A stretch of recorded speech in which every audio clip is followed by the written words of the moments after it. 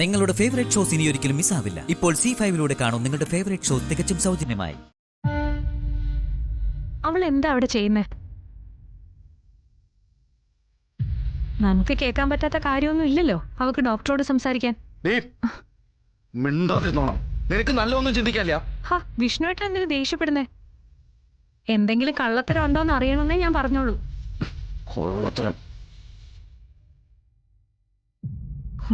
ശരി വാ.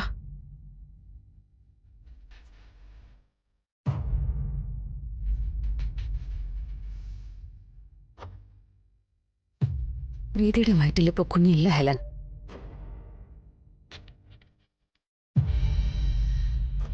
ശാലിനി,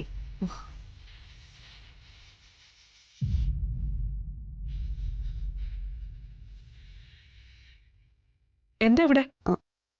എന്ത്? ഞാൻ കൊണ്ടുവച്ച നീയും ഡോക്ടറുമായിട്ട് എന്താ ഒരു സ്വകാര്യം?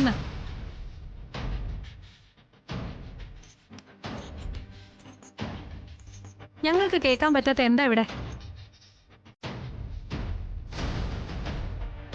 ഇവളുടെ കൂട്ടുകാരിയായ ഡോക്ടറെ വിളിക്കാന്ന് പറഞ്ഞപ്പോഴേ എനിക്ക് സംശയം തോന്നിയതാ ആന്റി.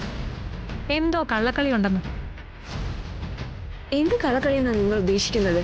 അല്ല, എന്താ നിങ്ങൾ ഇത്രയും നേരം സംസാരിച്ചിരുന്നത്?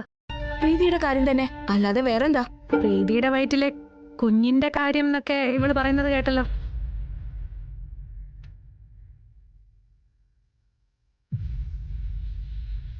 പ്രീതിയുടെ കാര്യം അതെല്ലാവർക്കും അറിയാവുന്ന കാര്യം തന്നെയല്ലേ. പ്രീതിയുടെ ഹെൽത്ത് കണ്ടീഷൻ ചർച്ച ചെയ്യുന്ന കൂട്ടത്തിൽ അതും പറയേണ്ടി വന്നു. അല്ല, പ്രീതിയുടെ വയറ്റിൽ കുഞ്ഞുണ്ടെന്നാണോ സുസ്മിതയുടെ അഭിപ്രായം? ഞങ്ങള് ഡോക്ടേഴ്സിന് അറിയാവുന്നതിൽ കൂടുതലായി എന്തെങ്കിലും അറിയാമെങ്കിൽ അത് പറയും.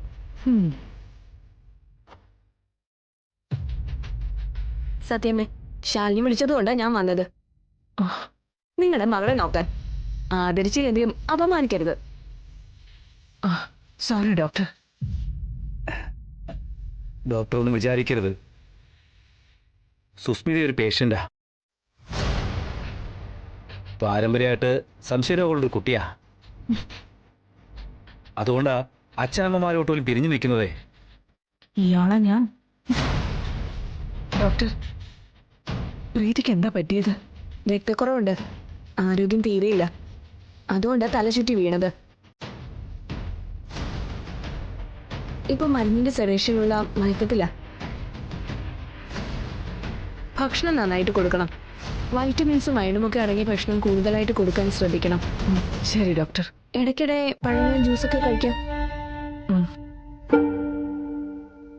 കുറച്ച് വൈറ്റമിൻ ടാബ്ലറ്റ്സും ടോണിക്കും ഒക്കെ ഞാൻ കൊടുത്തേക്കാം. ശരി. അതെ, ഇടയ്ക്കെന്തെങ്കിലും ചെക്കപ്പ്. ആരോഗ്യാവസ്ഥ മെച്ചപ്പെട്ടിട്ടുണ്ടോന്ന് നോക്കണം. ഒരു ദിവസം ശാലിനി പ്രീതിയും കൂട്ടി വന്നാ മതി. അല്ലെങ്കിൽ തലചുറ്റലൊക്കെ ഇനി ആവർത്തിക്കും.